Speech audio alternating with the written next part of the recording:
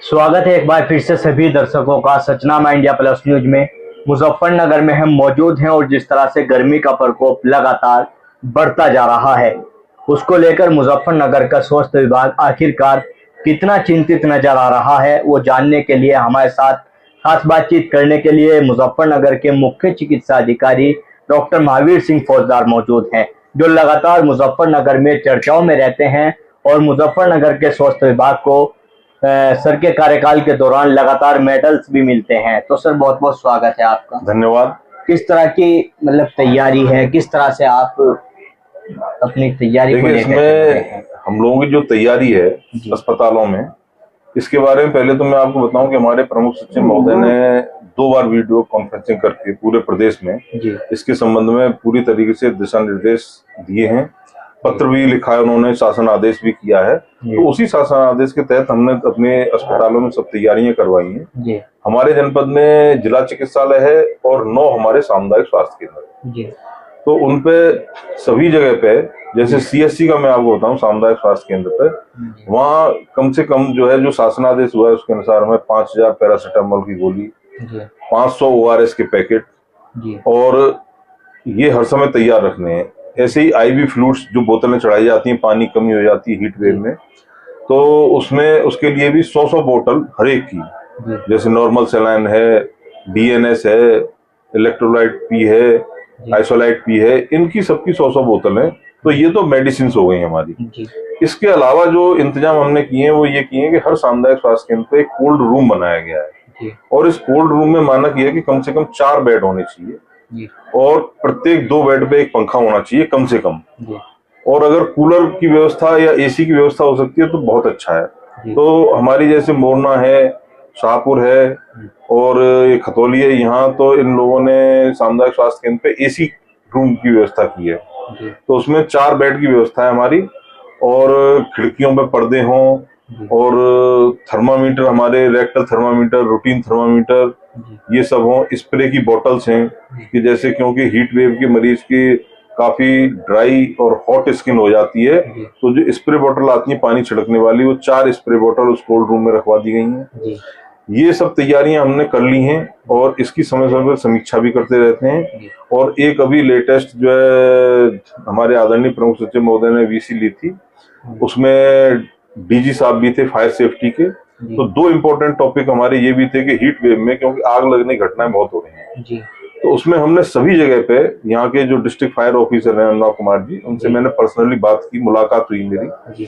और दूसरा point electric safety का होता है, तो यहाँ जो सहायक निदेशक है इलेक्ट्रिक सेफ्टी, उनसे मैंने फोन पे भी बात की और उन्हें पत्र भी लिखा है। सभी अपने प्रभारी चिकित्सा अधिकारियों को मैंने पत्र लिखा है कि ये लोग आएंगे, क्योंकि DFO साहब ने बताया कि हमारी टीम वहां जाएगी और आप अपने सभी MOIC से कह दें, वो हमने कह दिया। और कई जगह पे मॉक ड्रिल और ये सेफ्टी का उन्होंने जाके खतौली वगैरह में, जिला महिला चिकित्सालय वगैरह में ये हो भी चुका हमारे यहाँ। तो ये हमने सारी तैयारियां की हैं। औषधियों की कोई कमी नहीं है, वार्ड हमारा कोल्ड रूम तैयार है, IV फ्लूइड्स की कमी नहीं है, मेडिसिन सब तैयार हैं और सभी सामुदायिक स्वास्थ्य केंद्रों पे वाटर कूलर लगे हुए हैं, जिससे कि मरीज और तीमारदारों के आने के बाद उन्हें शुद्ध पेयजल की व्यवस्था मिल सके। सभी तीमारदारों के बैठने के लिए पंखे के नीचे बेंच की व्यवस्था कराई गई है। और जहां कहीं ऐसे शेड थे जहां OPD रजिस्ट्रेशन या ड्रग डिस्ट्रीब्यूशन रजिस्ट्रेशन होता है और वहां खुले में था, तो उसके ऊपर भी शेड लगवा दिए। तो कुल मिला के तैयारी हमने पूरी तरीके कर रखी है। लेकिन अभी तक हीट वेव का, और एक IHIP पोर्टल होता है हमारा, जिस पर कि प्रतिदिन सूचना जाती है इन सभी चिकित्सालयों की। तो हमारे यहाँ ये करीब 60 यूनिट हैं, उनसे प्रतिदिन हम सूचना लेते हैं और ये पोर्टल पे जाती है, जो प्रदेश स्तर का पोर्टल है। तो अभी तक जिला चिकित्सालय से लेके सामुदायिक स्वास्थ्य केंद्र तक अभी तक हीट स्ट्रोक का कोई पेशेंट हमारे जनपद में अभी तक नहीं आया। तो सर बिल्कुल देखिए, कहीं ना कहीं एक बड़ी तैयारी आपने करके रखी है। हमारे चैनल के माध्यम से जनता को क्या मैसेज आप देना चाहोगे? ग्रामीण क्षेत्र से लोग जिस तरह से पूरी दोपहरी में शहर के अंदर आते हैं, तो उनके लिए क्या संदेश, किस तरह से वो बचाव करें? देखिए, जो लू का प्रकोप है, हीट वेव का प्रकोप है, अब आज 12 जून हो गई, मेरे ख्याल से 5-6 दिन बाद कम ही हो जाएगा प्रकोप। लेकिन फिर भी जो हम अपील करना चाहेंगे आपके माध्यम से, वो यही है कि लोग अनावश्यक रूप से गर्मी में बाहर न निकलें, खासतौर से 11 बजे से 4 बजे तक बाहर न निकलें, और जिसमें कि बच्चे, वृद्ध और महिलाएं खासतौर से बाहर न निकलें अनावश्यक रूप से। और अगर बाहर जाना ही पड़ता है तो पैरों में जूते हों, सिर पे कैप हो, आंखों पे चश्मा हो, और पूरी आस्तीन के कपड़े पहन के जाएं, पानी की बोतल साथ लेके जाएं, पानी बिना प्यास के भी पीते रहें, और छायादार स्थान पर जब भी कोई परेशानी हो छायादार स्थान पर बैठें। और अगर इसके बाद भी उन्हें कोई परेशानी होती है, जी घबराता है या चक्कर आते हैं या मांसपेशियों में ऐंठन होती है, शरीर में दर्द है, तेज बुखार है, तो नजदीकी हमारे चिकित्सा स्वास्थ्य केंद्र है उस पर जाके सलाह लें, जिससे कि उनका जल्दी जल्दी उपचार किया जा सके। जी, तो बिल्कुल देखिए सर, बहुत बड़ी आपकी तैयारी है और मैसेज भी आप दे रहे हैं।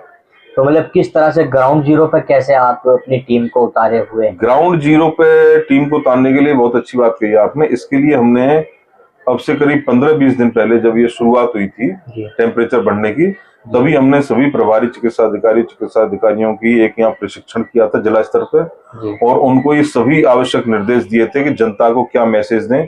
और हमने हमारे जो कोल्ड रूम है वहां भी हमारा जो आईईसी मटेरियल है, जिसमें कि क्या करें क्या न करें इस टाइप की चीजों की सलाह दी गई है, वो भी हमने हर एक अपने स्वास्थ्य केंद्र पर लगवाया है। और यहाँ चिकित्सा अधिकारियों को प्रशिक्षण दिया है। चिकित्सा अधिकारियों ने फिर ब्लॉक स्तर पर जाके अपने सभी ब्लॉक स्तरीय कर्मचारियों को और आशा और एएनएम इनकी मीटिंग बुला के, क्लस्टर मीटिंग बुला के उनको भी ये दिशा निर्देश दिए हैं, और उनको भी ये दिया है कि ज्यादा से ज्यादा लोगों के बीच में प्रचार प्रसार करें, गांव में बैठकें करें, और ये जितनी चीजें हैं जो निर्देश हैं शासन से जो निर्देश मिले हैं वो, और एक सामान्य निर्देश जो होते हैं लू से बचने के, उसके बारे में इन सभी चीजों को।